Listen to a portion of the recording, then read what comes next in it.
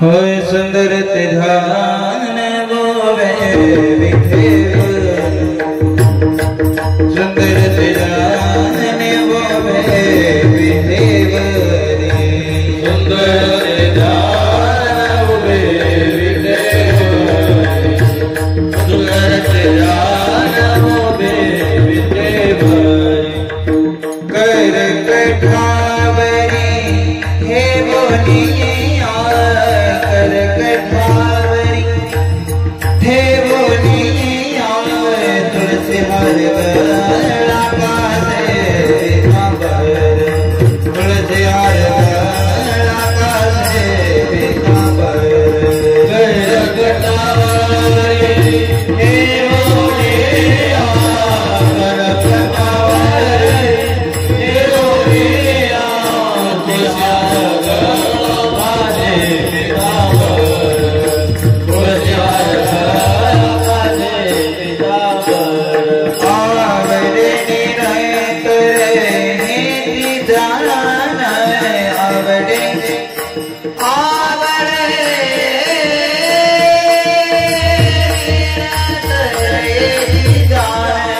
तुलसी हर गला कासे पीतांबर तुलसी हर गला कासे पीतांबर आवड़े निरंत नीति ध्यान आवड़े तुलसी हर गला कासे पीतांबर तुलसी हर गला कासे पीतांबर आवड़े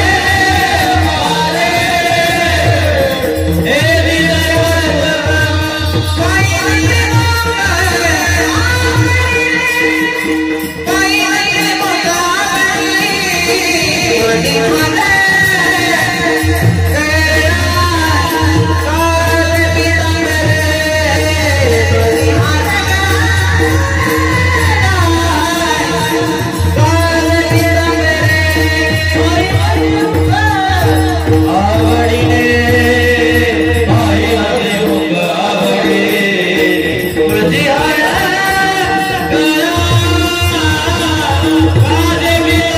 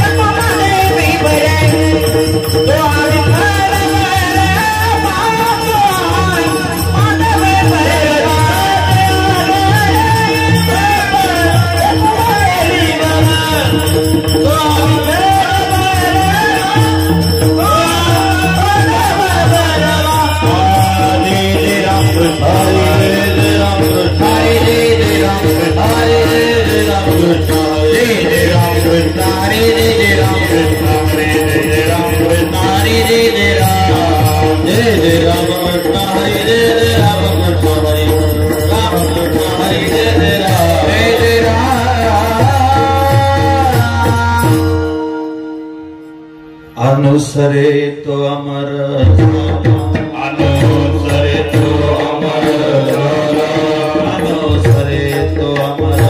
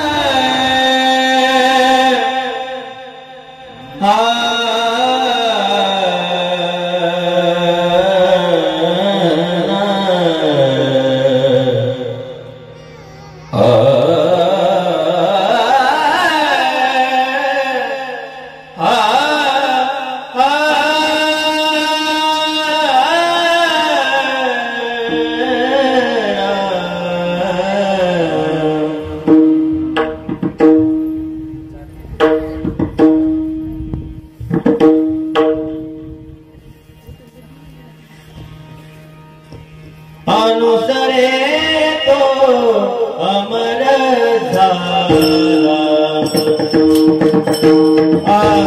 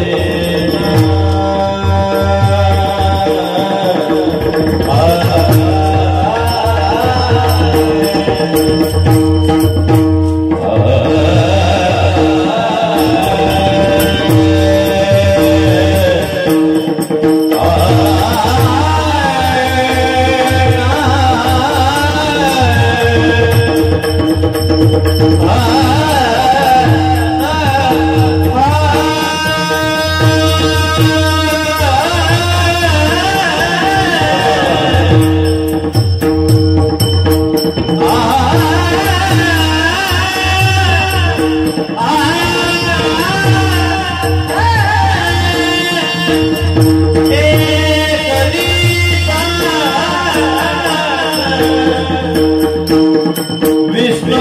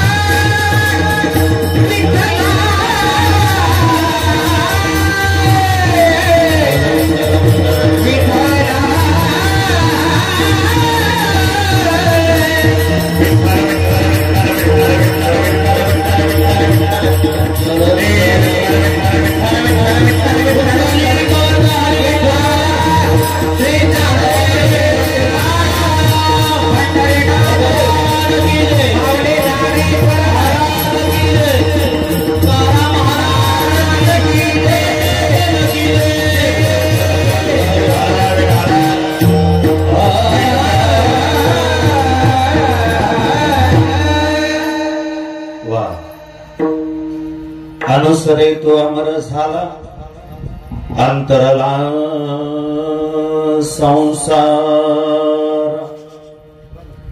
न देखते गर्भवास कधी दास विष्णुचे विसंभना माता बाळा तैसा लळा पाळावा न देखते गर्भवास कधी दास विष्णुचे त्रिभुवनी ज्याची सत्ता तो रक्षिता झालिया न देखते गर्भवास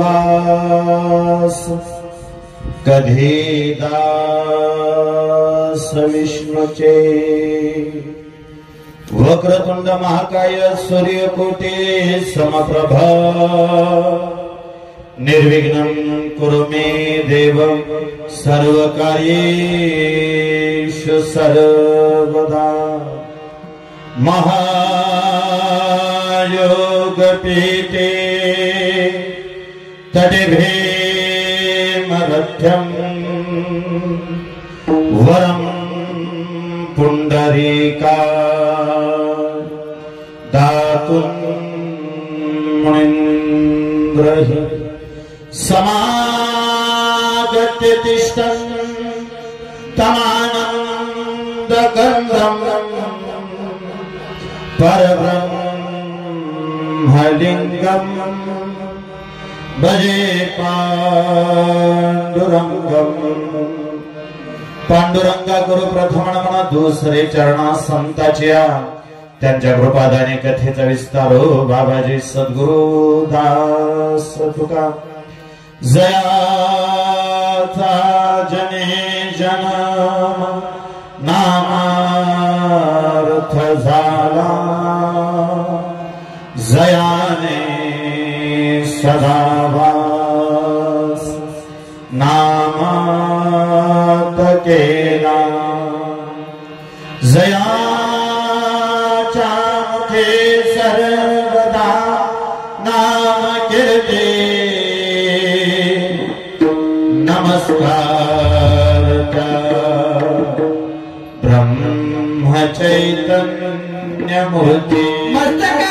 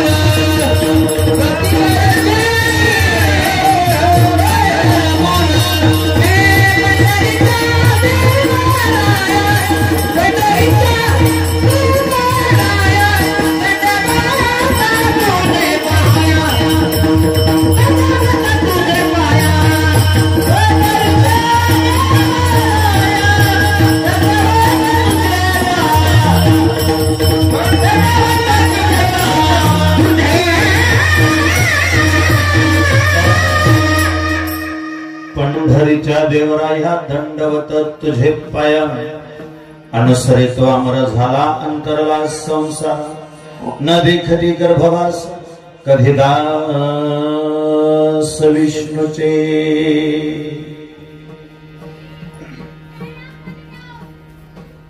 प्रस्तुत प्राप्त प्रसंगी कीर्तनरूपी सेवेसाठी निवडलेला अभंग, गायलेला अभंग, उच्चारलेला अभंग अखंड महाराष्ट्राचा विचार करता, अखंड विश्वाचा विचार करता या विश्वातील एक अधिकार संपन्न संत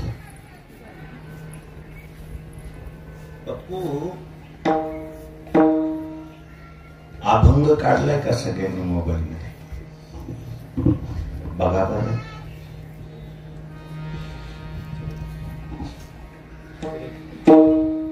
चरण कुणाचा अभंग आहे हेच नाही, कारण शेवटचं चरण असं आहे, त्रिभुवनी ज्याची सत्ता तो रक्षिता झालिया. आणि कुणाचा आतापर्यंतचा तर अनुभव आपला असा आहे, अभंगाच्या शेवटी तुका म्हणे असलं अभंग तुकोबरायांचा, नामा म्हणे असलं नामदेवरायांचा, एका जनार्दनी असलं की एकनाथ महाराजांचा. माऊलींच्या वेळी दोन प्रमाण, दोन शक्यता असू शकतात. एकतर बाप रखमादेवी बरोबर असलं की ज्ञानोबरायांचा, किंवा मग ज्ञानदेव म्हणे असलं की ज्ञानोबरायांचा. त्यातही थोडस ज्ञानोबरायांचं विस्तारानं सांगायचं झालं तर वयाच्या 16व्या वर्षापर्यंत जेवढे अभंग लिहिले तेवढे सगळे अभंग ज्ञानदेव म्हणे म्हणून लिहिले, आणि वयाच्या 16 पासून 22व्या वर्षापर्यंत जेवढे अभंग लिहिले त्यातल्या एकाही अभंगाच्या शेवटी पुन्हा ज्ञानदेव म्हणे लिहिलं नाही. त्याच्या सगळ्या अभंगाच्या शेवटी पुन्हा बाप रखमादेवीवर हा शब्द वापरला. हे सगळं बघितलं तर आजचा अभंगाची 4ही चरण बघितली तर 4ही चरणामध्ये आज ज्ञानदेव म्हणे आहा एका जनार्दनी, आहा नामा म्हणे अजिबात नाही, तुका म्हणे अजिबात नाही. आज जशी आपली पंचायत झाली अशीच काही कीर्तनकारांची पंचायत झाली, आणि काही कीर्तनकारांची पंचायत झाली म्हणून सगळे कीर्तनकार स्वतःच्या शंकेचं निरसन करण्यासाठी एका महात्म्याजवळ जाऊन बसले. त्या महात्म्याचं नाव गुरुनाम गुरु शांती ब्रह्म मारुती बाबा कुरेकर. बरेच कीर्तनकार बाबांच्या जवळ जाऊन बसले, बाबांना म्हणाले, बाबा अभंग 4 चरणाचा आहे, बरं त्यात अमर शब्द आहे, त्यात विष्णुदासांची नश्वरता सिद्ध केली आहे. माय जशी बाळावरती प्रेम करते तसं भगवंत आम्हा विष्णुदासावर प्रेम करतो, असं सगळं वर्णन ह्याच्यामध्ये आलंय. मग एवढं सगळं असून अभंग कुणाचा हे सांगताना काही वेळेला कीर्तनकारापेक्षा हुशार माणसं जर समाजात बसलेली असतील, आणि हो माझं स्वतःच स्वच्छ मत आहे, उभा राहिलेला कीर्तनकार हा कीर्तनात आलेल्या सगळ्यांपेक्षा हुशारच असतो असं काही नाही. ऐकणारी व्यक्ती ही कीर्तनकारापेक्षा हुशार असू शकते, अभ्यास असू शकते, तत्वचिंतक असू शकते, किंवा ऐकणाऱ्या व्यक्तीवरती सुद्धा वेदांताचे संस्कार झालेले असू शकतात. मग कधी कधी ऐकणाराला एखादी गोष्ट पटली नाही तर मग ती माणसं कधी कधी कीर्तनकारांना थांबवून सुद्धा त्याला एखादी सूचना देऊ शकतात. आणि म्हणजे आपल्याला अज्ञानी लोकांना अज्ञानी म्हणून घ्यायला लाज वाटते. माझ्या स्वतःच्या आयुष्यात घडलेला प्रसंग, त्या इंजगावला कीर्तन होतं मान तालुक्यात घाटाच्या वर, आणि महायोग पीठे तटे भीमरथ्यम हा श्लोक मी म्हणत असताना मी वरम पुंडलिकाय म्हणलो. मला चालू कीर्तनात थांबवलं होतं गुरुवर्य बाबुराव महाराज शेकापुरेंनी, आणि आबा म्हणले होते पुंडलिकाय म्हणू नको रे, पुंडलिकाय म्हण, र म्हणले. तर अधिकार तेवढा होता ना, आपली चूक होती. जिथं आपली चूक आहे तिथं आपल्याला मागे सरणं हे काही कमीपणाच नाही. उलट माझं स्वतःच स्वच्छ मत आहे, अज्ञानापोटी एखादं वाक्य चुकीचं गेलं कदाचित विटेवरचा मालक तुम्हाला त्याच्यासाठी माफ करेल, पण ज्ञानाची जाणीव करून सुद्धा आडमुठपणे जर तुम्ही तुमचंच खरं म्हणून रेटलं तर विटेवरचा मालक कधीच माफ करणार नाही. मग आता असं बऱ्याच कीर्तनकारांनी शंका आणली, म्हणे बाबा होतंय असं, हा अभंग कीर्तनाला घ्यायचा म्हटलं की या अभंगाला शीपक अभंग आहे की काय, म्हणून बऱ्याच जणांच्या अंतकरणात शंका निर्माण होते. तेव्हा गुरुवर्य कुरेकर बाबांनी सांगितलेली गोष्ट अशी, बाबा म्हणे तुकोबरायांची जी गाथा आहे त्या तुकोबरायांच्या गाथेच्या संप्रदायानं प्रमाणित मानलेल्या दोन प्रती, एक प्रती देवडीकरांची, एक प्रत दांडेकरांची. देवडीकरांच्या प्रथेचा जर विचार केला तर देवडीकरांच्या प्रथेमध्ये आता जसं आपण म्हणतो असाच अभंग आहे, त्रिभुवनी ज्याची सत्ता तो रक्षिता झालिया. पण लोकांच्या मनातला संभ्रम दूर व्हावा म्हणून काही जणांनी, हे गुरुवर्य कुरेकर बाबा सांगत होते, काही जणांनी आदरणीय मामासाहेब दांडेकरांना विनंती केली, मामा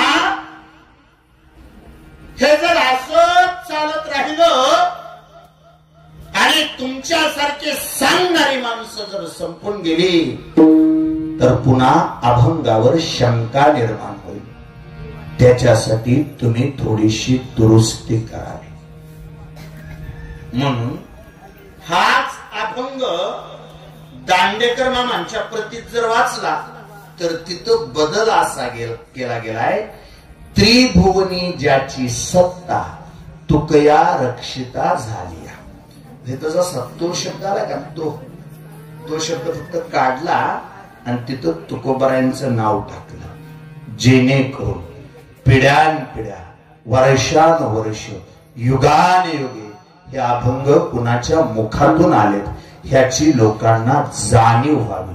जरी आजच्या अभंगाच्या शेवटी तुका म्हणे हा शब्द नसला तरी वारकरी संप्रदायाच्या पूर्व पीठिकेनुसार तथा वारकरी संप्रदायाच्या अधिकारी महात्म्यांच्या सूचनेनुसार हा अभंग तुकोबरायांचा. विठ्ठल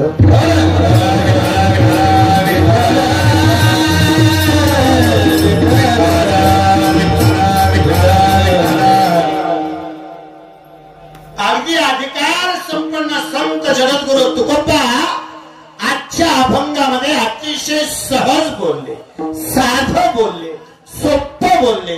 तुकोबांच्या मुखातली भाषा अशा, तुकोबा सांगतात अनुसरे तो अमर झाला, बोले तो अमर झाला, आहा प्रयत्न करे तो अमर झाला, आहा मोकळा बडबडे तो अमर झाला, आहा ज्याने अनुसरलं, ज्याने अंगीकारलं, ज्याने व्रत घेतलं आणि तसं जगण्याचा प्रयत्न केला, आम्ही वैकुंठवासी आलो याची कारणाशी, बोलले जे ऋषी साच भावे वाचाया,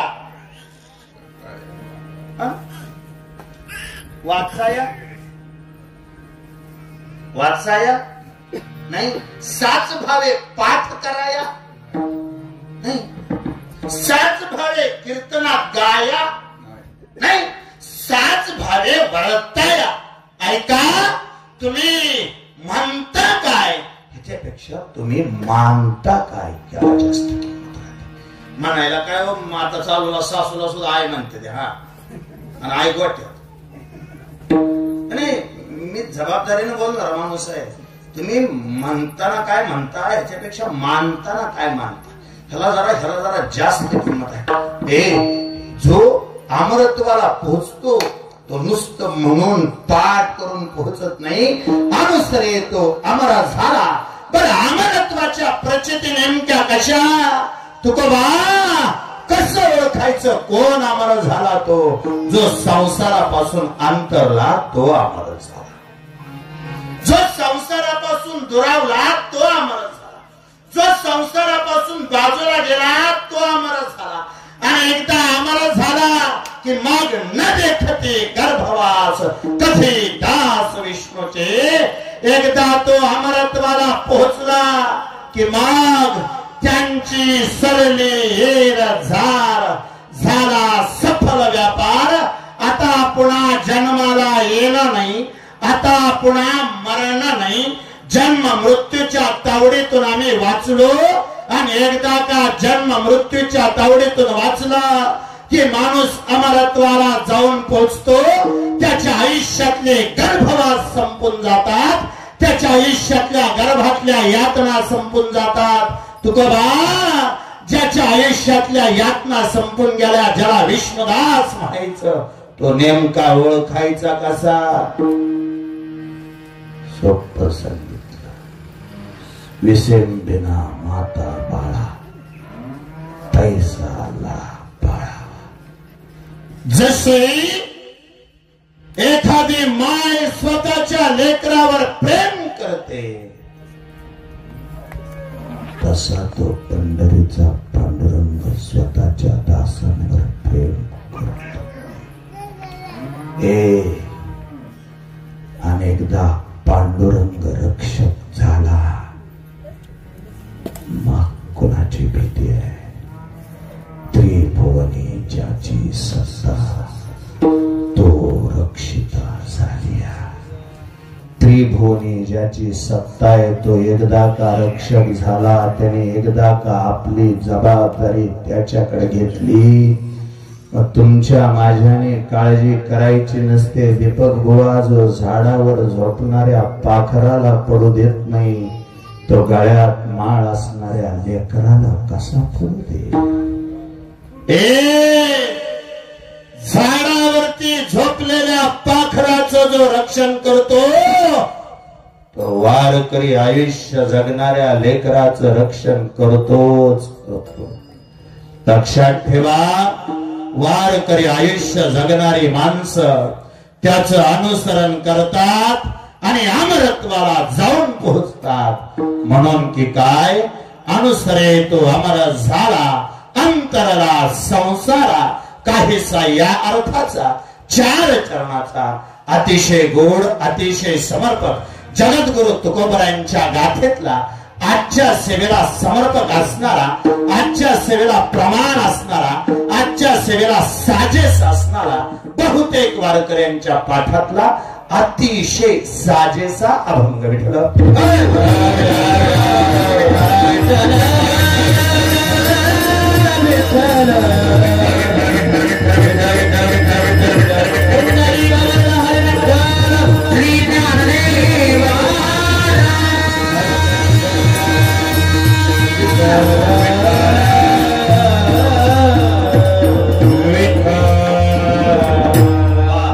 काहीसा या अर्थाचा भगवत सेवेला घेण्यापाठीमागचा परिहार नाम सेवेचं कारण, या परिवाराचं अस्तित्व, या परिवाराचं मांगल्य, या परिवाराचं पावित्र्य, या परिवाराचा सन्मान, या परिवाराचा स्वाभिमान, या परिवाराचा अभिमान, या परिवाराचा आधारवड, या परिवाराचे आई वडील. कोणताही शब्द जोडा, कैलासवाशी म्हणा, वैकुंठवाशी म्हणा अथवा स्वर्गवाशी म्हणा. विशाल बुवा माझ्या पाठीमागे जो बोर्ड लावलाय त्याच्यावरून सहज अंदाज आदरणीय पांडुरंगराव गणपतराव देवकाते यांचं 11वं पुण्यस्मरण आणि पद्मावती पांडुरंगराव देवकाते यांचं 3य पुण्यस्मरण. 3 मुलं 1 मुलगी. आदरणीय उत्तमराव, आदरणीय सोमनाथराव, आदरणीय संजयराव आणि 1 मुलगी, नाव केशव. आज आई वडिलांचं पुण्यस्मरण आहे, पुण्यतिथी आहे. बापूंचा जेव्हा मला फोन आला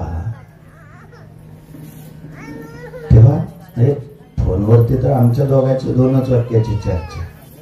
3 तारीख कमी का? हो, लिहा, संपलं.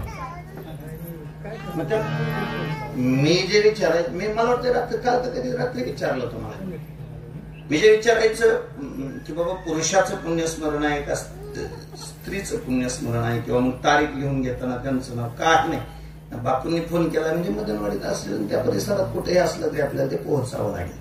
त्या जबाबदारीनं ती तारीख लिहून घेतली आणि त्यानंतर रात्री माझा बापूंचा जेव्हा फोन झाला, ज्याबरोबर फोन होती, तेव्हा त्या फोन मध्ये मी विचारलं, बापू नेमकं पुरुषाचं पुण्यस्मरण का स्त्रीचं?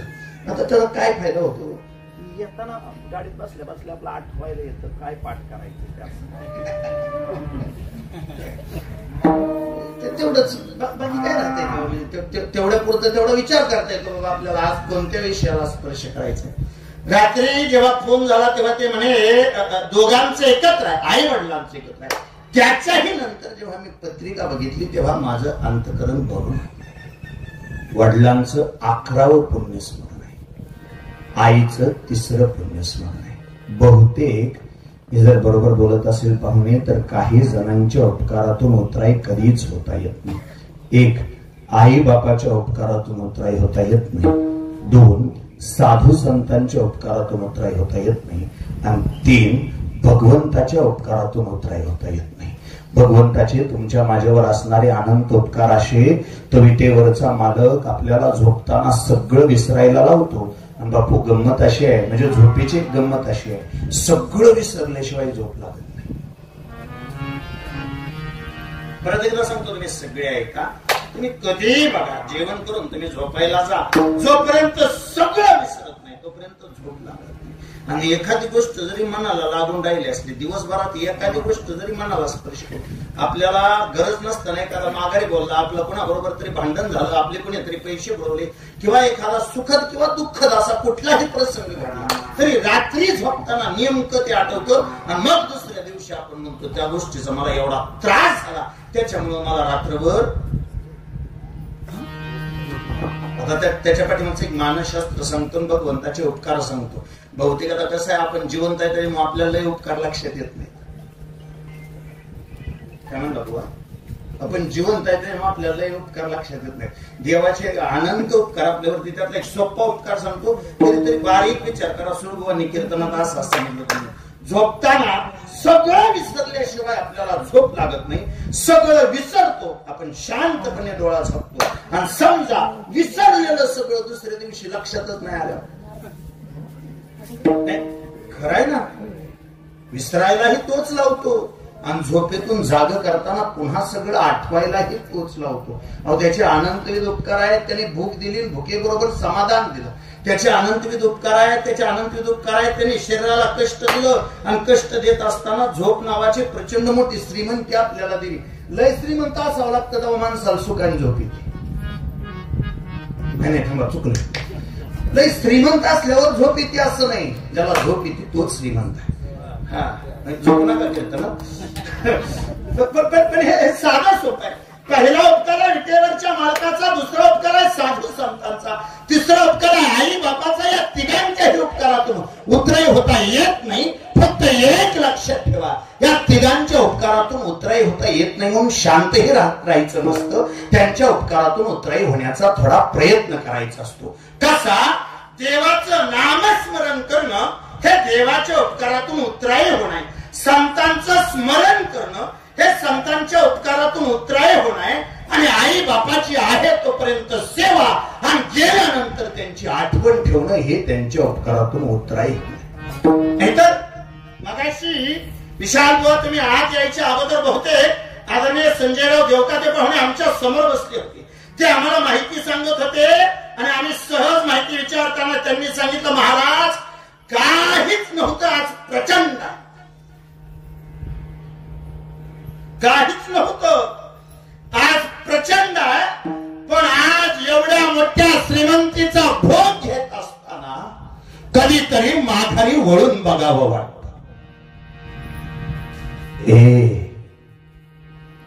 पाखरं कितीही उंच उडाली तरी झाडाने माती धरून ठेवलेली असते, म्हणून पाखरांना विसावा भेटतो.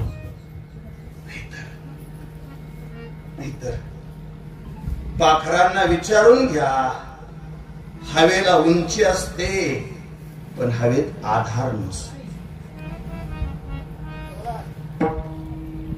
आधारासाठी पाय जमिनीवरच ठेवावे लागतात.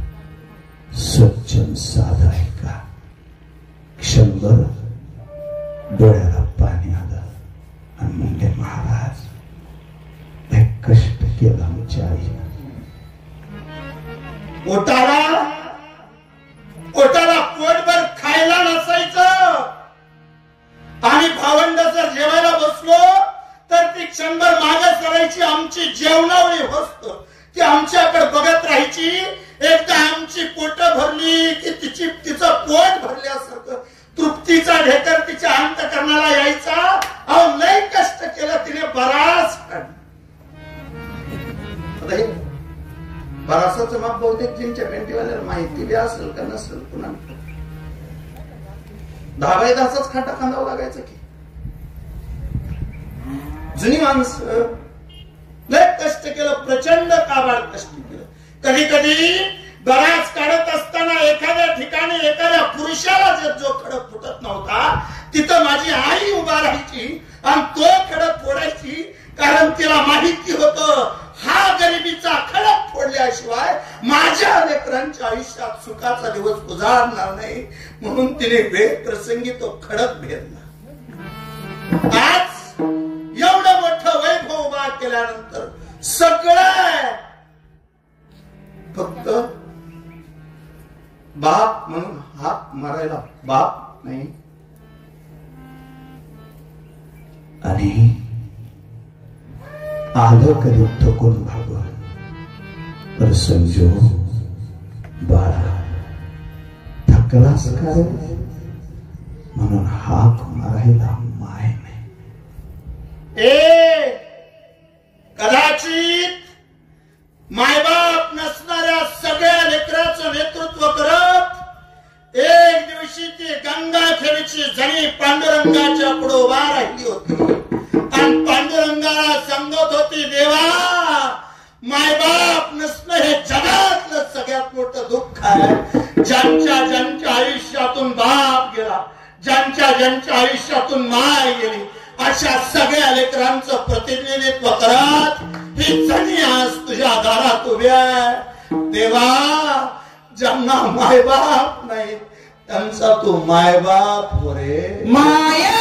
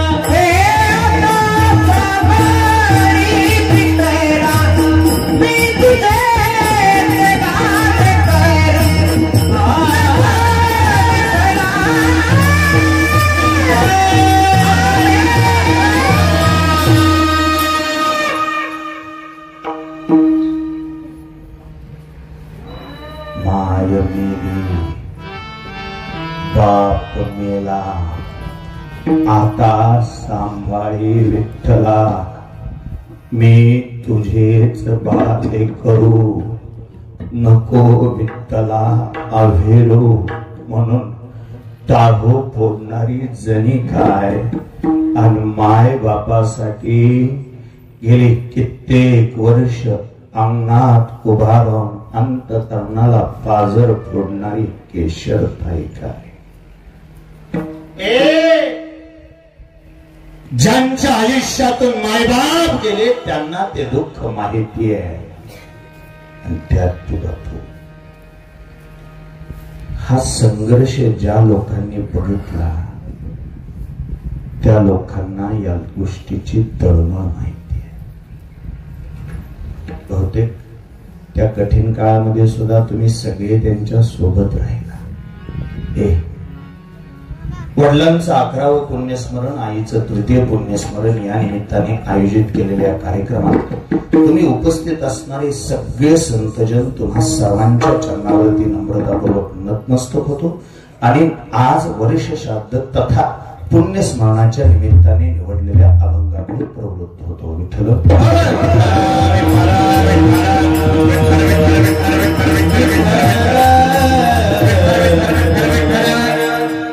शांत ऐका कीर्तन सर्वांगाचं कान. एकतर हे आयुष्य जगत असताना माणसाला वेगवेगळ्या गरजा आहेत. जशा वेगवेगळ्या गरजा आहेत तशा माणसांच्या वेगवेगळ्या इच्छा आहेत. जेवढ्या व्यक्ती तेवढ्या इच्छा, व्यक्ती तितक्या प्रवृत्ती. ज्याची त्याची सुखाची अपेक्षा वेगळी आहे, ज्याची त्याची सुखाची परिभाषा वेगळी आहे. ते तुमच्याकडे लोखंड पत्रा गोळा करणारी माणसं येतात का? ते ओरडून बघा, लोखंड पत्रा गोळा करतात. त्यांना भरभरून लोखंड पत्रा भंगार मिळालं तरी त्यांच्या मनात सुखी होतं.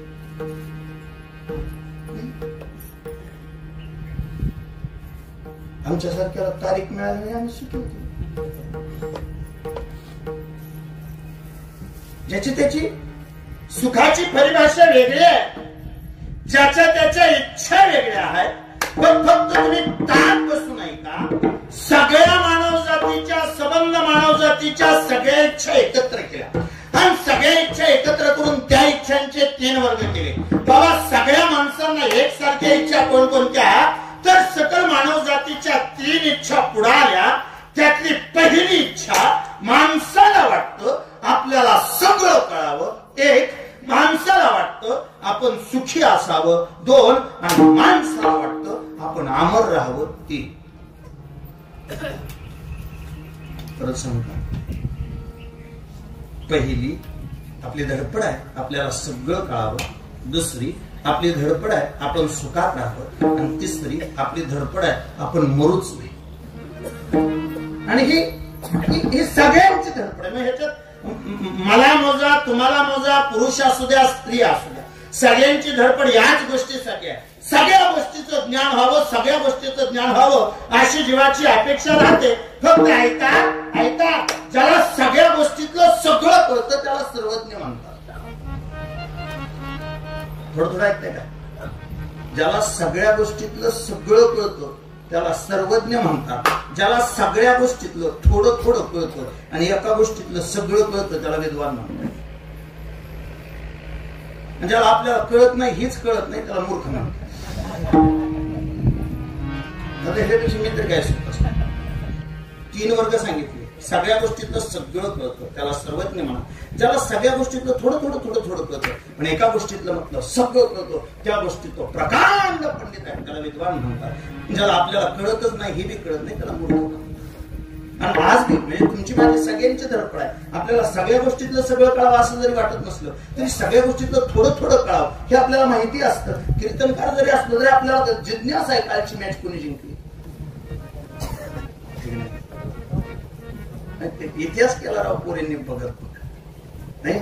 आजवर जे कुणाला जमलं नव्हतं त्या हरमनप्रीत कौरच्या टीमनं आजपर्यंतचा सगळा इतिहास पलटून टाकला. ज्या भारतामध्ये स्त्रीला शिक्षणासाठी पुढे जाण्यासाठी अडवलं होतं त्या भारतामध्ये एका स्त्रीने किंवा स्त्री जातीनं अखंड देशाची मान सन्मानानं वर केली. हा स्त्रीत्वाचा सगळ्यात मोठा गौरव आहे, सगळ्यात मोठा गौरव आहे. आज खऱ्या अर्थानं त्या सावित्रीबाईंना, आज खऱ्या अर्थानं त्या सिंधुताईंना, आज खऱ्या अर्थानं इंदिरा गांधींना भावपूर्ण श्रद्धांजली मिळाली असं म्हणावं. आज खरा त्यांचा आत्मा शांत झाला असेल. जिथं स्त्री अडवली जात होती तिथं आज बऱ्याच जणांना स्वतःच्या मोठेपणासाठी स्त्रीचं स्टेटस त्या पोरींचं स्टेटस ठेवावं लागलं. चला जाऊ दे, विषय लांब गेला. सगळ्या गोष्टीतलं थोडं थोडं कळावं अशी जीवाची प्रत्येकाची अपेक्षा आहे. अडचण अशी आहे जीवाला सगळं कळावं असं वाटतं, जीवाला सगळ्या गोष्टीतलं थोडं थोडं कळावं असं वाटतं, पण सगळ्या गोष्टीतलं थोडं थोडं कळावं असं वाटून सुद्धा बऱ्याच गोष्टी आपल्याकडून तशाच राहून जातात. नाही किती ज्ञान आहे विशाल बुवा. यापूर्वी वय किती होतं तुमचं? 38. उत्तर द्यायचं एकाच मिनिटात आहे का विशाल बुवा. दुनियेचा अभ्यास करायचं लांब राहिलं, ह्या जगाचा अभ्यास करायचा लांब राहिलं, समाजाचा अभ्यास करायचं लांब राहिलं, गावाचा परिसराचा अभ्यास करायचा लांब राहिला. 38 वर्ष वय आहे. किती वर्ष झाली लग्नाला? तंतोतंत सांगा, तंतोतंत ऐका. जर नाही तुम्हाला अजून थोडं उत्तर द्यायचंय. तुमचं उत्तर चुकलं मी चेक करू शकतो घरी. सगळ्यांच्या साक्षीने सांगा तुमच्या घरात तांबे किती आहेत?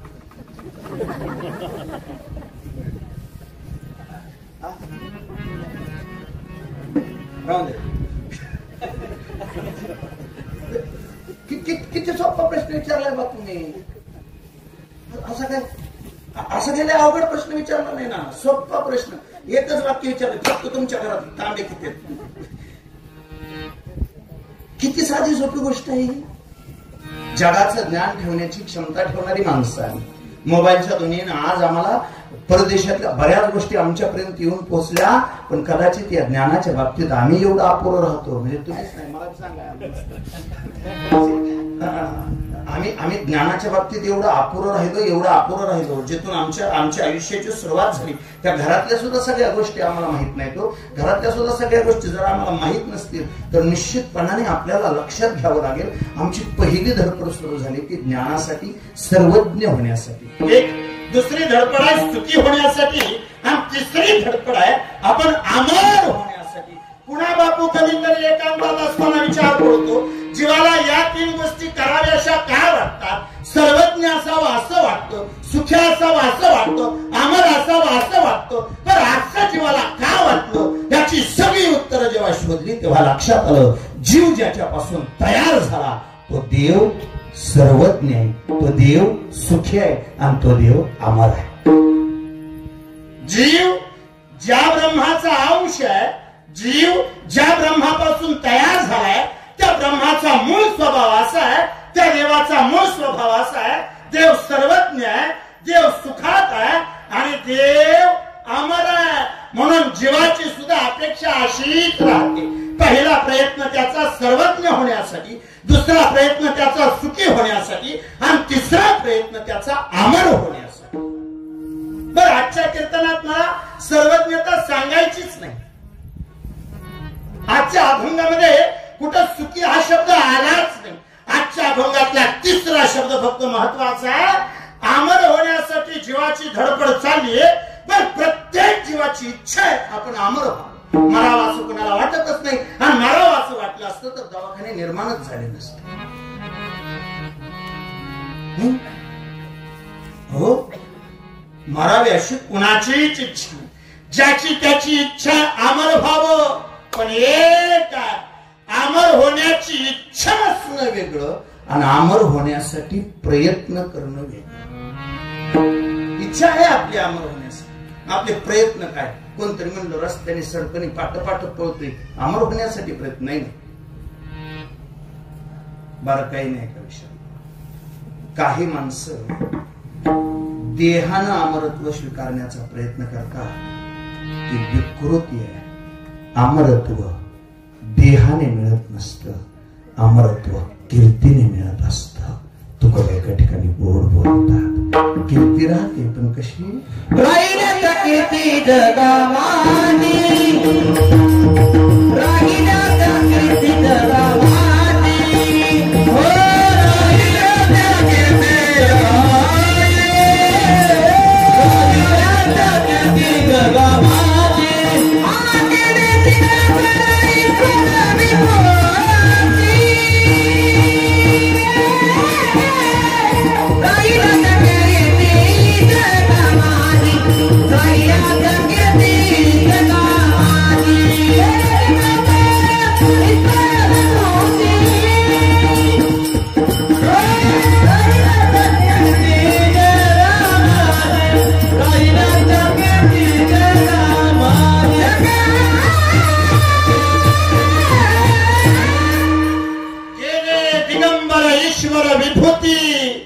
राहिल्या त्या कीर्ती जगा माझी.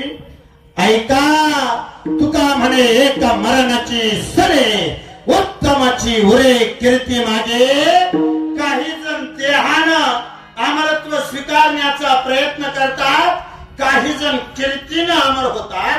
बर देहानं अमरत्व स्वीकारण्याचा प्रयत्न आजपर्यंत बऱ्याच जणांनी नाही.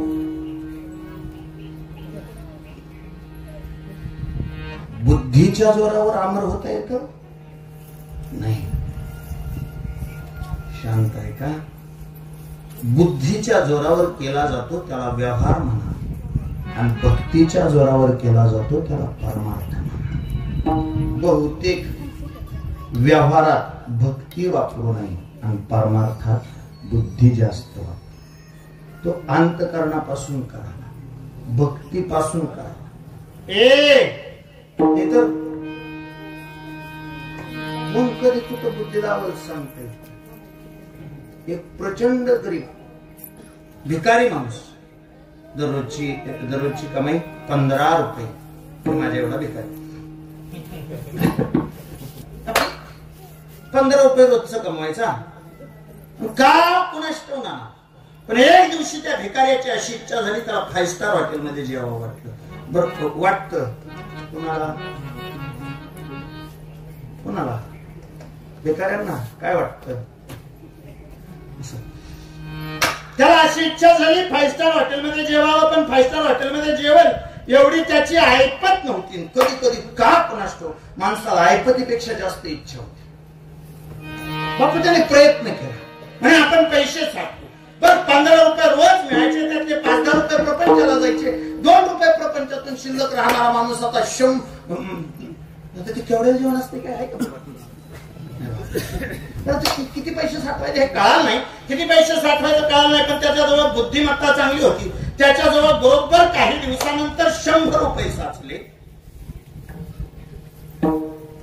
त्याने ते 100 रुपये जवळ घेतले. विशाल बुवा 5 स्टार हॉटेलमध्ये तो गेला, जेवण केलं. आणि 5 स्टार हॉटेलमध्ये जेवण केल्यानंतर ते बिल मागायला म्हणे, कोणतरी बिल मागायला बिल मागायला तो वेटर येत आला. त्या वेटरने ते बिल पुढे ठेवलं. जवळजवळ त्याचं एका वेळच्या जेवणाचं बिल झालं होतं 2000 रुपये. त्याच्या खिशात 100 रुपये होते. त्याने त्या वेटरकडे बघितलं, म्हणलं पैसे नाही.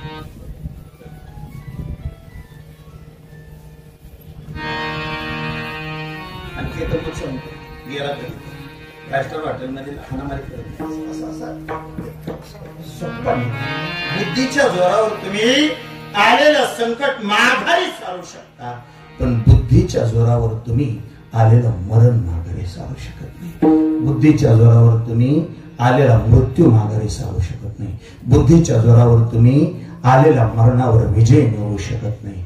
एकदा का मरण आलं ते कुणाची परवानगी घेत नाही, ते कुणाला विचारत नाही, ते कुणाचा अंदाज घेत नाही. ऐका, काही जणांनी बुद्धीच्या जोरावर प्रयत्न केला अमरत्वाला पोहोचण्याचा, पण कुणाला जमलं नाही. काही जणांनी सामर्थ्याच्या जोरावर प्रयत्न केला. हिरण्यकश्यपूचा सगळा इतिहास वाचून बघा. सामर्थ्याच्या जोरावर अमर होण्याचा प्रयत्न केला. राजा रावणाने सामर्थ्याच्या जोरावर अमर होण्याचा प्रयत्न केला. आजपर्यंत जेवढे राक्षस झाले सगळ्या राक्षसांनी सामर्थ्याच्या जोरावर अमर होण्याचा प्रयत्न केला, पण कुणालाच ते साध्य झालं नाही. जेव्हा कुणाला साध्य झालं नाही तेव्हा अमरत्वाची अपेक्षा असणारा हा जीव संतांच्या दारात येऊन उभा राहिला, हात जोडले आणि तुकोबांना प्रश्न विचारला, बुवा आजपर्यंत या अमरत्वासाठी अनेकांनी प्रयत्न केले, हे अमरत्व मिळावं असं बऱ्याच जणांना वाटतं, पण ते अमरत्व कुणालाच साध्य झालं नाही. पण आम्ही तुमचे काही अभंग वाचले. तुम्ही म्हणे एक अभंगात स्पष्ट लिहून गेला, तुमचं मरणच मरून गेलं. मरण माझे मरणी गे,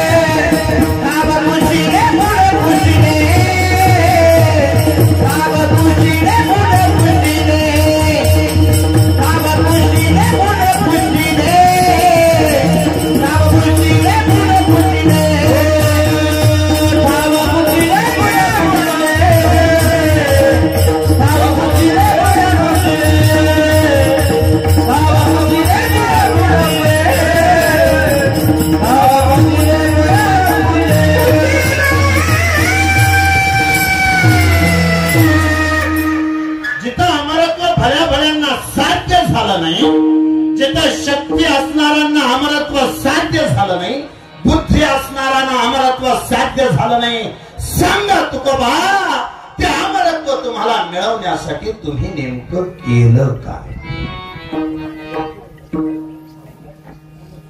तुकोबा म्हणतात त्याच्यासाठी अहो काही वेगळं केलं नाही, मग आम्ही फक्त कीर्तन केली. काय म्हणला?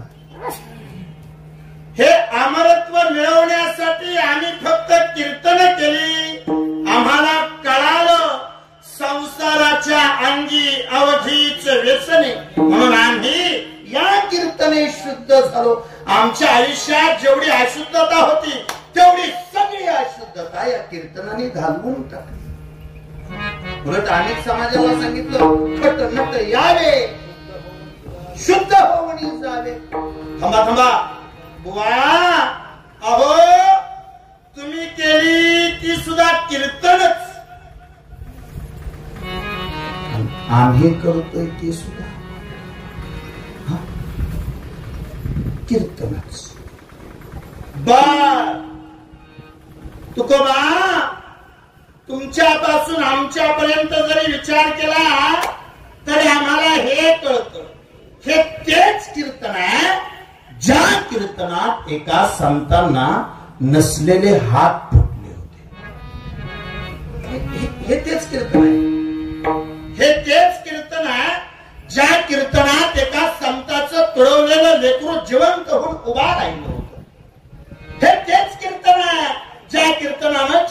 मी शिवाजी राजांना मुघलांच्या तावडीतून वाचवलं होतं.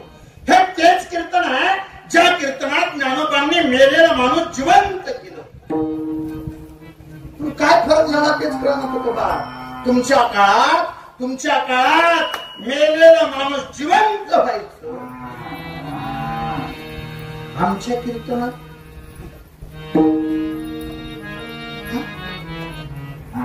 जिथे आहे तिथे सुद्धा नीट बसत बर. काय फरक काय ते तरी सांगा. तुम्ही भगवंताचं भजन करायचा, आम्ही भगवंताचं भजन करू. कुठल्या कीर्तनकारांनी चित्रपटातला अभंग घेतलाय? बरं थोडा राग येला तर तुम्ही सगळे माझ्यापेक्षा वयानं अधिकारांचे ज्येष्ठ, मी सगळे बार काही नाही का. मी थोडी तुलना करतो ना, फक्त बारा काही नाही का. तुकोबारायांची कीर्तन आणि आमची कीर्तन थोडा फरक सांगतो. अंतकरणाला वाईट वाटून घेऊ नका, फक्त तुलना करतोय मी. तुकोबारायांना कीर्तन किती असायची, किती दिवसाला कीर्तन बापू? 15 दिवसाला एक. 15 दिवसाला एक एकादशीला, 15 दिवसाला एक, महिन्याला 2. बर कुठं कीर्तन असायची तुकोबारायांची? देहू, आळंदी, पंढरपूर, लोहगाव, जास्तीत जास्त लांब गेले तर खुडूस, तिथं शेजारी खुडूस. किती टाळकरी होते कीर्तनाला? 14. ऐका, आमच्या मनात तयार झालेली शंका अशी, तुमचं 15 दिवसाला एक, आमची नाही एवढा अतिरेक नाही व्हायचं, पण नक्कीच एका दिवसाला कमीत कमी एक, सहजासहजी 2, गावली तर 3 असं. पण एक पकडा की तुम्ही. मी म्हणतो जास्त राहू दे. हा बुवा, तुम्ही 15 दिवसाला एक करायचं, आम्ही रोज एक करतो.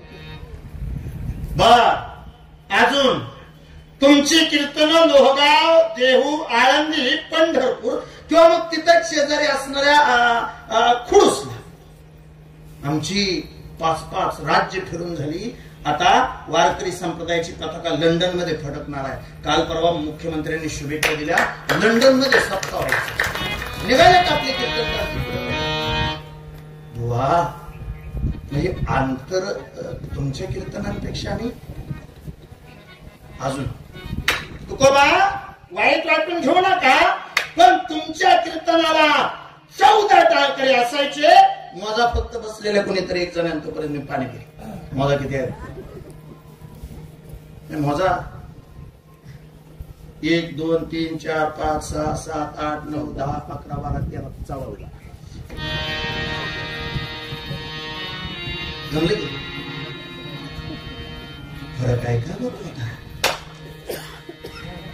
तुमच्या कीर्तनाला 15 दिवसाला एक कीर्तन, तिथले तिथंच. तुम्हाला जेवढे टाळकरी तेवढेच आम्हाला टाळकरी. जास्त भरत्याल म्हणून हे 2 घडी मोजलं नाही. टाळकऱ्याला टाळकरी जोडले. उलट विस्तारानं आम्ही तुमच्यापेक्षा लांब कीर्तन केली. आम्ही तुमच्यापेक्षा कदाचित जास्तीची कीर्तन करतोय. पण फरक असा पडतोय तुकोबा, तुमच्या कीर्तनानं तुम्हाला देव मिळाला, आमच्या कीर्तनाने आम्हाला देव नाही मिळाला. अर्थात देव मिळाला नाही म्हणजे काहीच मिळालं नाही असं बी नाही. तुमच्या कीर्तनानं तुम्हाला देव मिळाला, आमच्या कीर्तनानं आम्हाला देव नाही मिळाला असं नाही. देव नाही मिळाला पण काहीच नाही मिळालं असं बी नाही. आम्हाला बी काहीतरी का होईना पण मिळालं. काय तुकोबा, तुम्हाला कीर्तनाने देव मिळाला, आम्हाला कीर्तनाने पद, पैसा आणि प्रतिष्ठा मिळाली. आपली ओळख होण्याची कारण कीर्तनच आहे. आपण कीर्तनानेच एकमेकांच्या जवळ आलो. नाहीतर ह्या सोळगोवाला एक 2-4 पाहुण्यांची घर म्हणून मी आलो असतो तुमच्या घरात. पण आज मदनवाडीत लोक पण मदनवाडीच का? परिसरातली लोक विचारतायत किंवा परिसरातल्या लोकांचा परिचय आहे कशामुळं? आम्हाला बी कीर्तनाने ओळख दिली, आम्हाला कीर्तनाने पैसा दिला, आम्हाला कीर्तनाने प्रसिद्धी दिली. पण अडचण अशी आहे, जर समजा एखाद्याला ऍलर्जी झाली आणि ऍलर्जीची जर गोळी खाल्ली, नीट आहे का, ऍलर्जीवरची जर गोळी खाल्ली तर ऍलर्जी बंद होते, पण त्या व्यक्तीच्या डोळ्यावर धुंदी येते. ऍलर्जी बंद होते पण दिवसभर त्या व्यक्तीच्या डोळ्यावर धुंदी येते. तुम्ही सगळी सुज्ञ माणसं आहे, मला सोपं सांगा, गोळीनं ऍलर्जी बंद होणं हा गोळीचा इफेक्ट आहे आणि डोळ्यावर धुंदी येणं हा साईड इफेक्ट आहे. आता ताट बसा, जवळ आलाय. कीर्तनानं देव नेणं हा कीर्तनाचा इफेक्ट आहे. पैसा पद प्रतिष्ठा नेणं हा कीर्तनाचा साईड इफेक्ट आहे.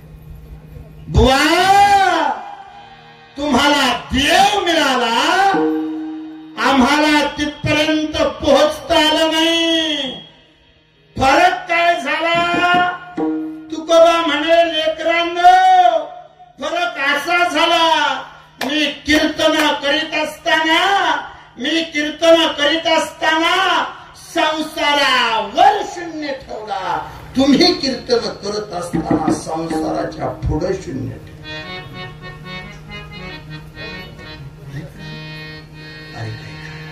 तुकोबा सांगतात, मी कीर्तनाला गेलो, पण गेलो कसा? जाऊन संसार बैसलो अंगणी, या न्यायाने मी संसाराची राख रांगोळी केली आणि मग कीर्तनाला उभा राहिलो. तुम्ही कीर्तनातनच नेलं, संसार वाढवायला झोपी केली. कसा देव पाव? तुकोबा, माफी असावी, चूक झाली, कदाचित आमच्या दिशा भरकटल्या, कदाचित आम्हाला त्या गोष्टी कळाल्या नाहीत की आम्ही नेमकं कोणत्या मार्गाने जावं. पण तुकोबा, आजपर्यंत जे अमरत्व कुणाला मिळालं नाही, ते अमरत्व तुम्ही या कीर्तनातून मिळवलं, तुम्ही या कीर्तनातून साध्य केलं. आम्हाला विचारायचे, सांगा तुकोबा, जर ते अमरत्व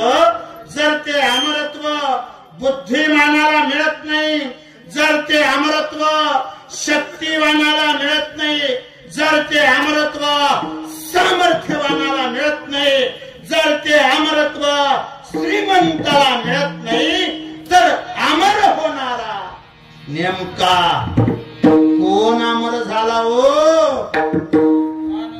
ते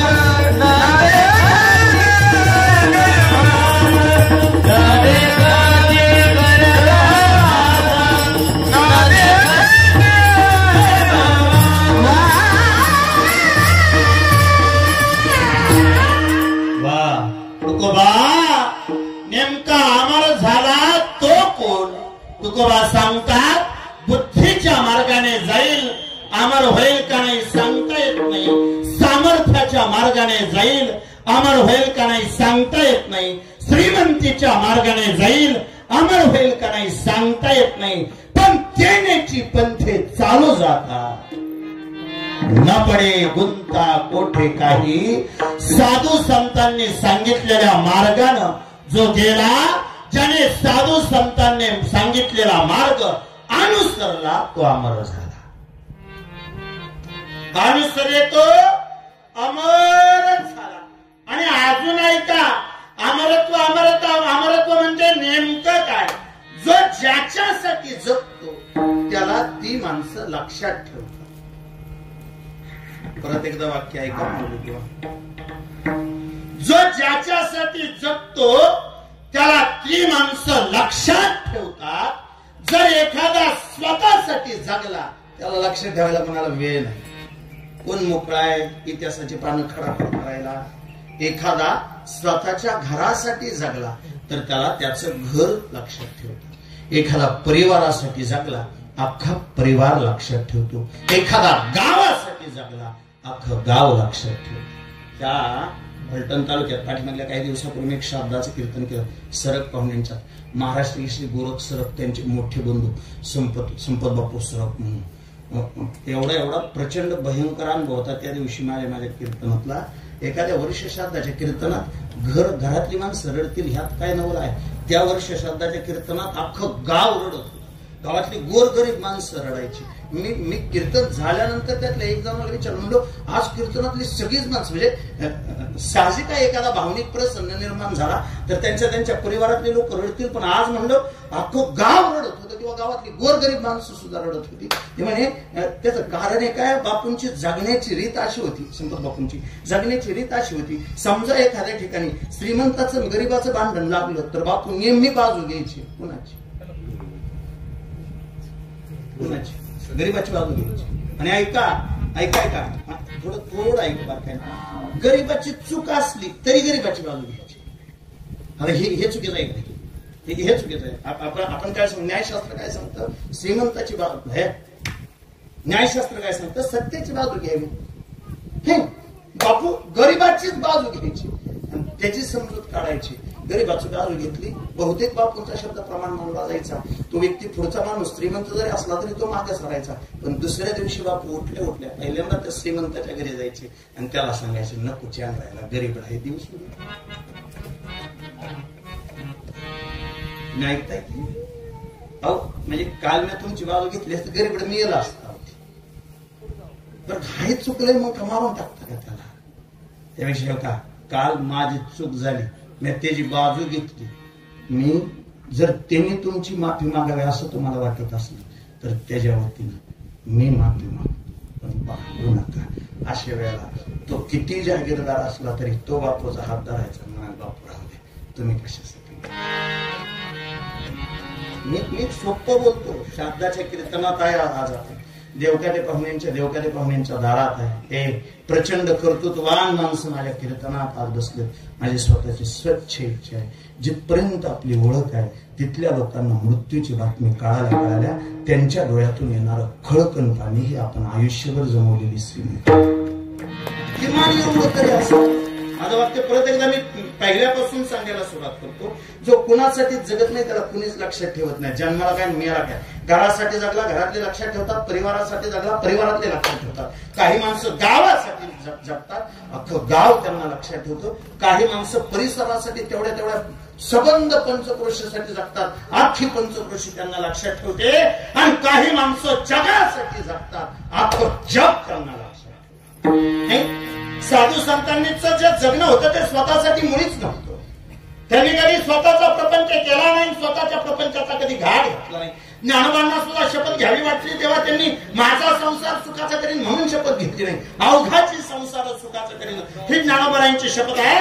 ऐका गड्या, इतिहासाची पानं थोडी चाळून बघा.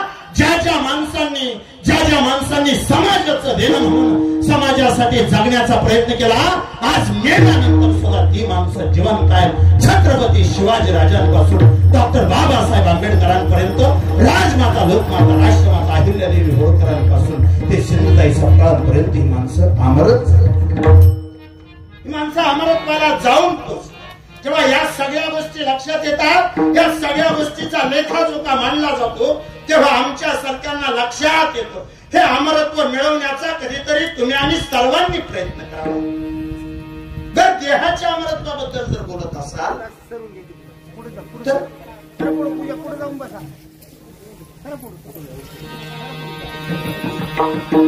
एक दिवशी त्या अंजनी मातेच्या दरबारात एक यमदूत आला.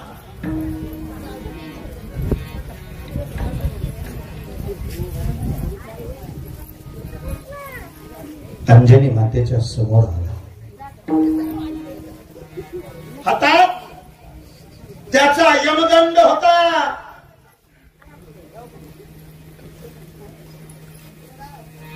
तो आला. अंजनी मातेच्या पायाला त्याने स्पर्श केला. तुम्ही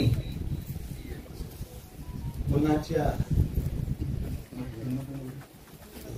अंजनी मातेच्या पायाला त्याने स्पर्श केला. 4 पावलं माग सरला.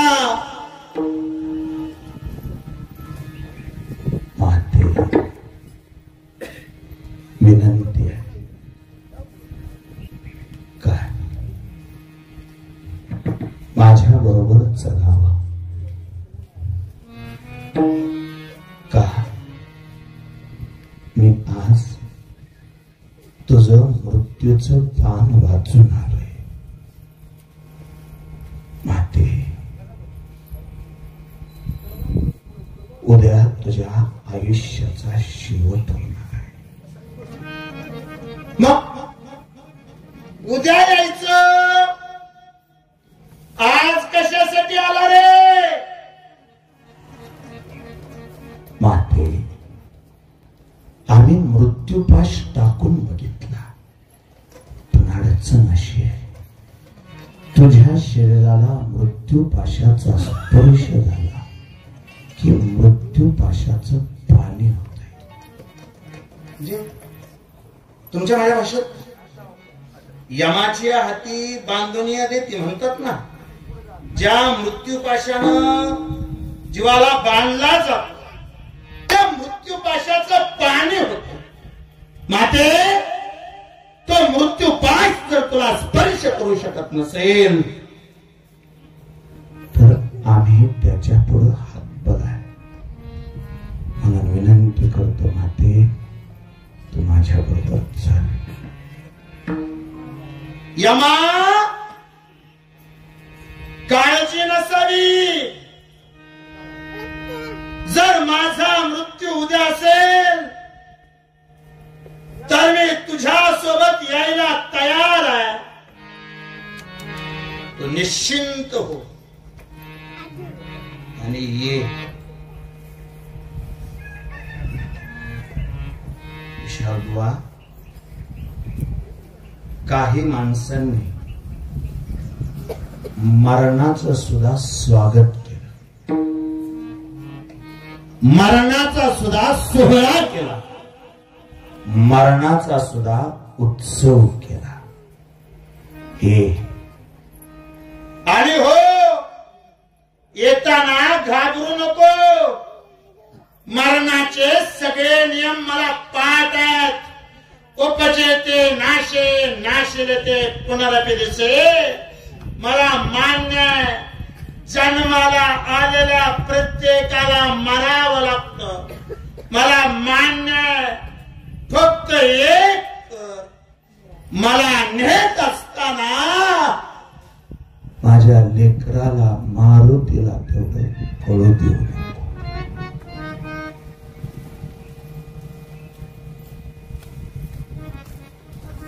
आई,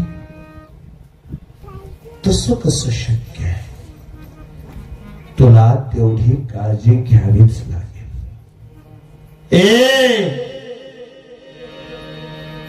आईनं दिलेल्या सूचनेनुसार, केलेल्या विनंतीनुसार दुसऱ्या दिवशी सकाळी तो यमदंड घेऊन यमराज दारात येऊन उभा राहिला. अंजनी मातेला विनंती केली, माते चलाव, यमदंडाचा पाश शरीराच्या भोवती न गुंडाता, यमदंडाचा पाश जीवाच्या भोवती न गुंडाता अंजनी माता यमराजाच्या पाठी चालायला लागली. आणि काय यमराजाचं दुर्दैव, पण दारात मारुतीराया येऊन उभा राहिला. यमाच्या अंगावर काठा उभा राहिला. मारुतीरायाला समोर बघितल्या बरोबर सबंध शरीराचा थरकाप झाला.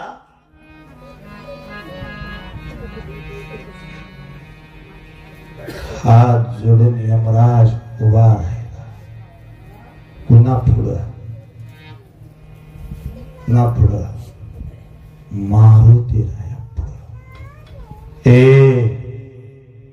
मारुतीरायानं एक नजर यमराजावर टाकली, एक नजर स्वतःच्या आईकडे टाकली. यमराजाला विचारलं, कुठं? आणि मारुतीराया, माफ करा, पण तुमच्या आईचं आयुष्य संपलंय आणि त्यायोगे आम्हाला तिला आमच्या सोबत न्यावं लागलं. क्षणभर रागाने लालबुंद झालेला मारुतीराया पण एका क्षणात भानावर आला आणि मारुतीरायाला विनंती करायला सुरुवात केली. हे यमराजा, या जगाचा विचार केला तर सर्वात शक्तिशाली असणाऱ्या त्या भगवंताला सुद्धा या मारुतीनं वेळ प्रसंगी मदत केली. देवाच्या भावाला लक्ष्मणाला वाचवण्यासाठी या मारुतीनं स्वतःचं शरीर खर्च केलं. हा मारुती तुझ्या पुढे हात जोडून उभा राहतो. देवा, काही कर, पण माझी आई तेवढी माझ्या जवळ राहते रे. यमराजा, माणूस कितीही उंचीवर पोहोचला तरी त्याला आईची गरज असते रे. आई जवळ आलं की सगळं मोठेपण विसरायला होत. आई जवळ आलं की का कुणास लहान झाल्यासारखं वाटत. आईनं बोललेला शब्द कानात साठवावा वाटतो. आईनं मारलेली हाक अंतकरणात घर करून राहते. नाहीतर विशाल बुवा पाहुण्यांकडे बघितलं. आदरणीय संजयरावजी देवकर बरोबर, जाफरभाई माझ्या बरोबर होते. तुम्ही विचारून घ्या.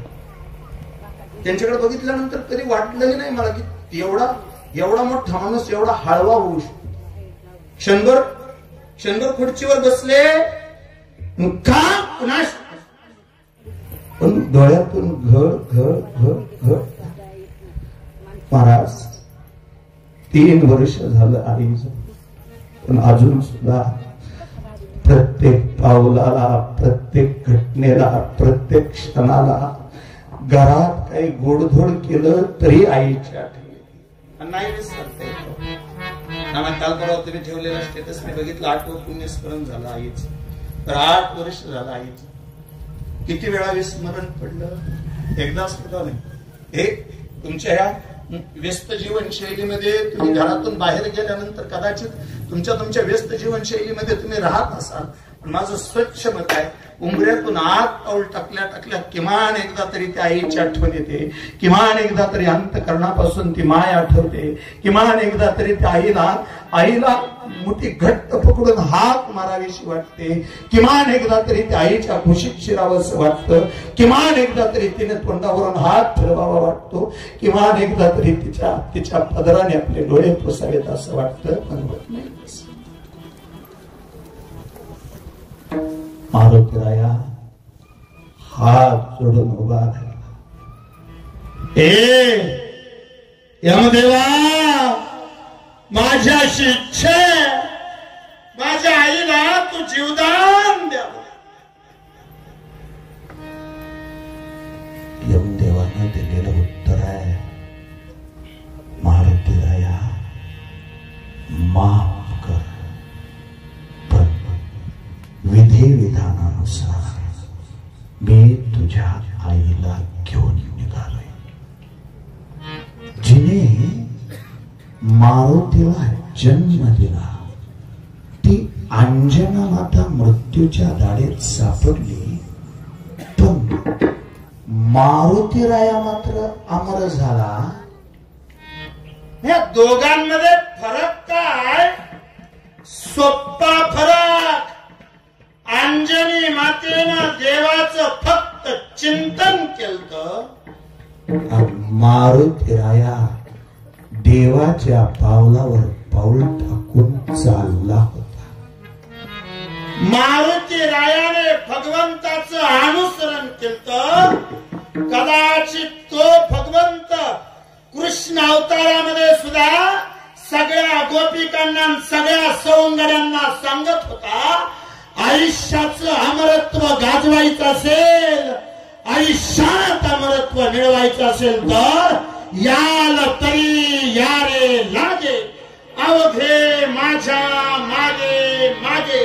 जे माझ्या मागे येतील ते अमरत्वाला पोहोचतील, जे माझ्या मार्गाने चालतील ते अमरत्वाला पोहोचतील, जे माझं दास्यत्व करतील ते अमरत्वाला पोहोचतील, जे माझी शरणागती पत्करतील ते अमरत्वाला पोहोचतील, जे वारकरी आयुष्य जगतील ते अमरत्वाला पोहोचतील, ज्यांच्या गळ्यात माझ्या नावाचं मंगळसूत्र असेल ते अमरत्वाला पोहोचतील. तुकोबांना जाण होती. तुकोबांना सांगताना जाणीवपूर्वक सांगितलं, ज्याने मार्ग अनुसरला ते अमर झाले. आणि अमर झाल्या करणे आम्ही विष्णूचे दास आहोत. अमरत्व जिथं मिळालं तिथं आमचा गर्भवास संपला. आता पुन्हा जन्म नाही, आता पुन्हा मृत्यू नाही.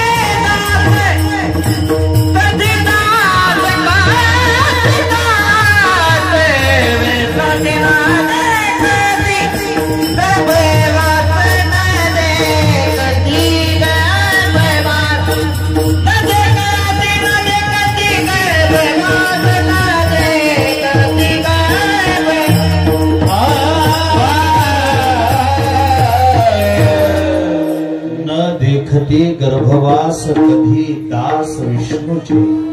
आम्ही एकदा त्या विष्णूचे दास झालो. त्याने दिलेल्या मार्गाचं अनुसरण करून त्याच्या पाठीमागे चालून आम्ही अमरत्वाला पोहोचलो. तो विठेवरचा मालक आता आमच्याकडे बघताना लेकरू म्हणून बघतो. आम्ही त्याच्याकडे बघताना आमची आई म्हणूनच. विसंभना माता, बाळा जशी माय लेकराला विसरत नाही तसा तो विठेवरचा मालक आम्हाला कधीच विसरत आणि जो आम्हाला कधी विसरत नाही त्या आमच्या आईच तथा विठेवरच्या मालकाचं नाव विठोबा रखुमाई हरी हरी विठोबा रखुमाई हरी विठोबा रखुमाई विठोबा रखुमाई विठोबा रखुमाई विठोबा रखुमाई विठोबा रखुमाई विठोबा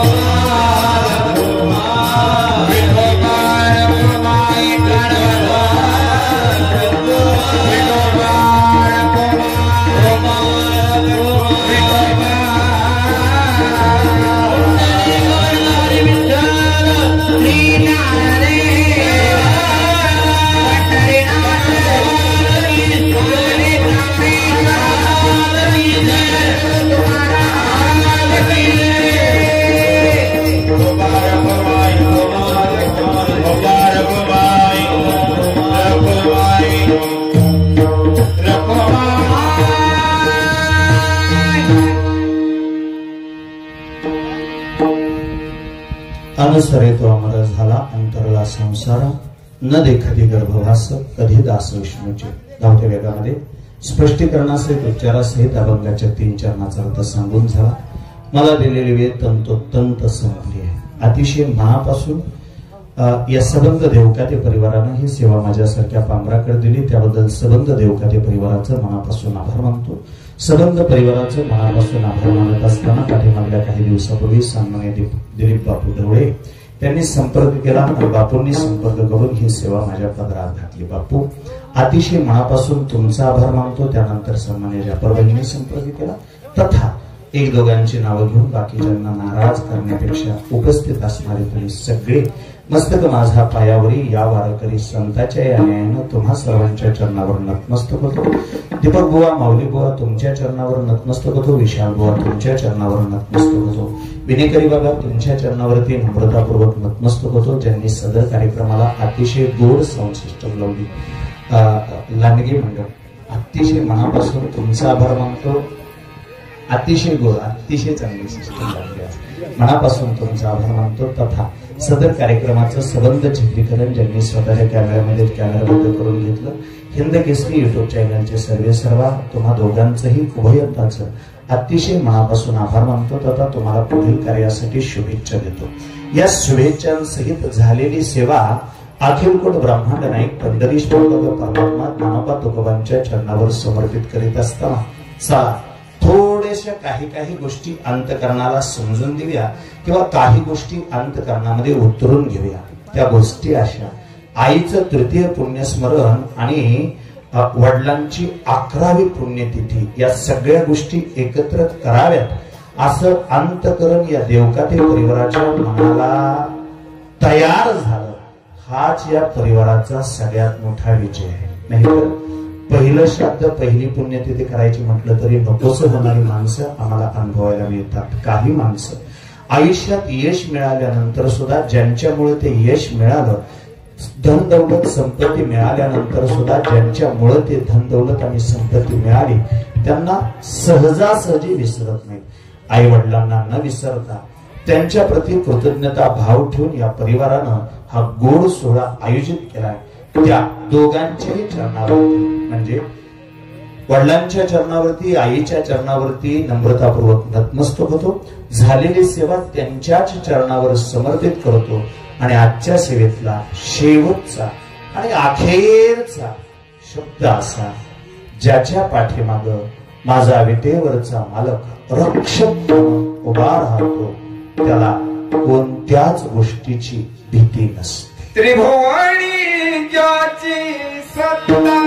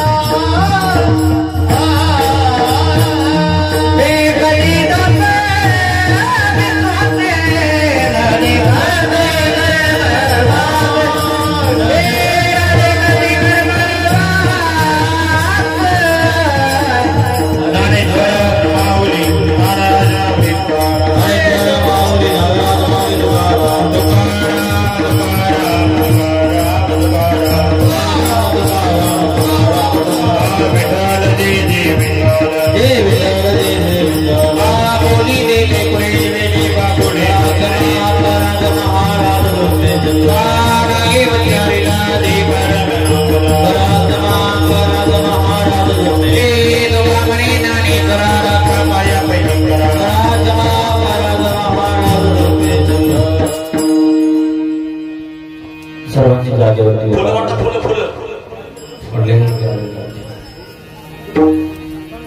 आम्ही जातो मुंबई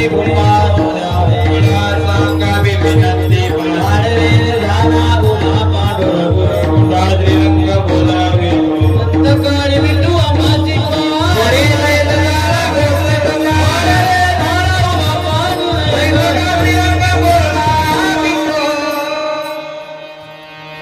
मुंडली गवदारी विठ्ठल श्री ज्ञानदेव पंढरीनाथ भगवान की जय ज्ञानदेव तुकाराम ज्ञानदेव तुकाराम आरती ज्ञानराजा कैवल तेजा देव मंगल विजला माता आरती ज्ञानराजा लोकले दान जगी हित देव कोणी अवतार पांडुरंग ठेवले नारे आरती ज्ञानराजा कैवल तेजा देवकी मधुरत्न विजला माता प्रगट हुए बोले विश्वास केले रामनाथजी साई मस्तक ठेवले आरती ज्ञानराजा कैवल तेजा देवकी मधुरत्न विजला माता आरती ज्ञानराजा रामे गुरु रामा